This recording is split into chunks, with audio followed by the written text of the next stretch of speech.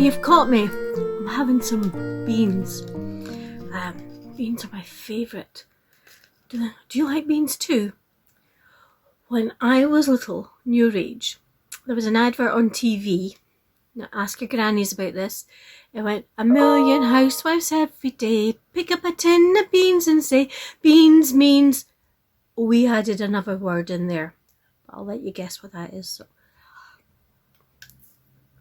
Alright, so because I'm having beans for my snack, I thought we would do a story called The Bean Machine by Adam Bestwick. So let's see. Beans. Beans are the musical fruit. The more you eat, the more you toot.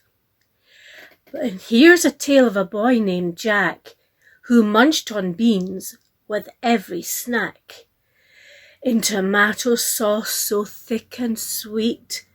So here it is in all its glory, an alternative Jack and the Bean story. This is Jack, and he eats beans for breakfast, lunch and dinner. If munching beans became a sport, he'd definitely be the winner. By day, by night and candlelight, he'd devour them with a guzzle. Jack even had his favourite beans on a jigsaw puzzle. We could challenge Edith to that one, couldn't we? He ate beans on toast, he loves the most, and beans on peeled banana, even I wouldn't eat that. Beans while watching television, sat in his pyjamas. And when Jack reached the bottom of his little baked bean tin, he'd simply ask for, "More beans, please," and wipe sauce off his chin. Jack's mum and dad took it in turns and came up with a plan to heat beans in the microwave and warm them in a pan. But Jack liked them hot for breakfast and cold by afternoon. He'd eat them from the fridge at night with his favourite spoon. I do like cold beans. But soon there was a problem. An issue with Jack's snack. A tower of tins had filled the bins and soon began to stack. The trash was overflowing and bags were piling high. The kitchen was an utter mess and Mum began to cry. Meanwhile, Jack ate beans with noodles, apple strudels, beans in bowls of stew, beans on ham and stirred in jam, and even on the loo.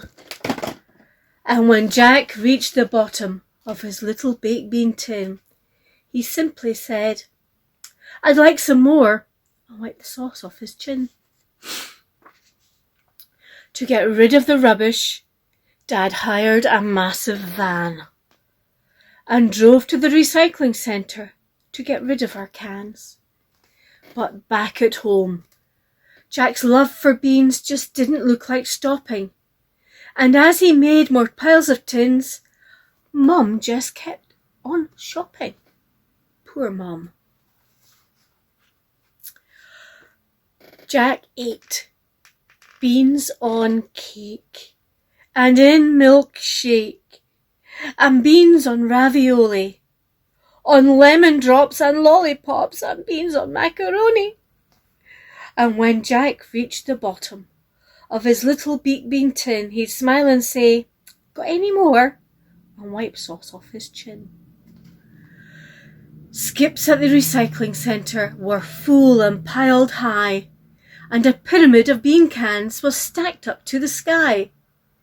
At home in Jack's back garden, a metal mountain grew, while Mum and Dad just panicked and don't know what to do. Meanwhile, beans were warmed in pots and pans that Dad was quickly heating. Mum zapped beans in microwaves and Jack just kept on eating. But at the recycling centre, they're struggling with demand. "We just can't cope with all your cans. I'm sorry, but you're banned.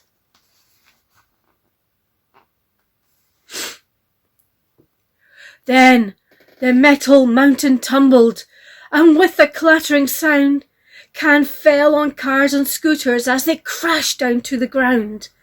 They littered ponds and flattened bikes, and bent a garden gate. It left the neighbours' gardens in such an awful state.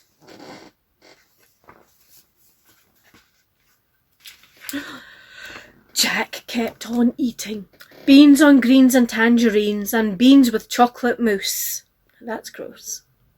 Beans with peas and melted cheese, and plopped in orange juice. And when Jack reached the bottom of his little baked bean tin, he'd smile and say, "I love these beans," and wipe sauce off his chin. As it got dark, Jack noticed that things were not right. So staying awake, he made a plan and worked right through the night. He needed help and couldn't solve the problem on his own. So Jack called up his best friend Will on his tin can telephone. Jack and Will then set to work, and using lots of cans, they cut, they drilled and welded them while following their plans.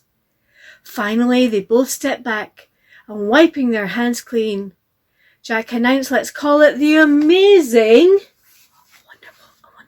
I wonder what? Bean machine!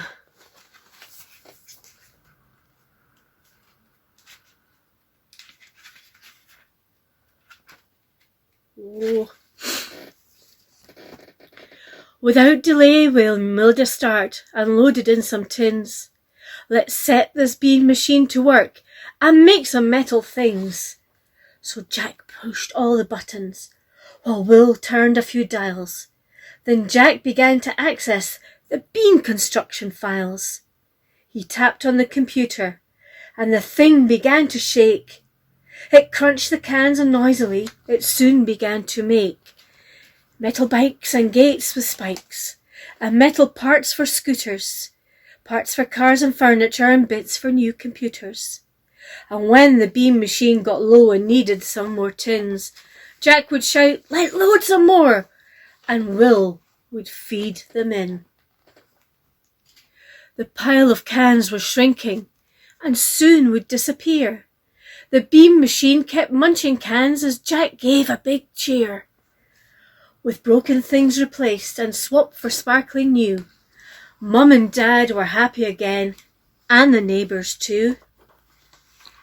New gates for the recycling centre were delivered on a lorry, while Jack gave them the bean machine and told them he was sorry. At home, Jack was so tired, and settling down for bed. "I think I need some beans," he said, "to relax my sleepy head." Now where did he put the can opener? So night night, everybody. Sleep tight. And remember, 1,000,000 housewives every day pick up a tin of beans and say, "Beans means..." Hands up, hands up, hands to the side, hands down, hands together. Thank you for the day that we've had, for all the excitement and all the things we had planned. And thank you that we have plenty food to eat. Thank you that we can help others when we put our bean can in the recycling and help our planet. Amen. Bye.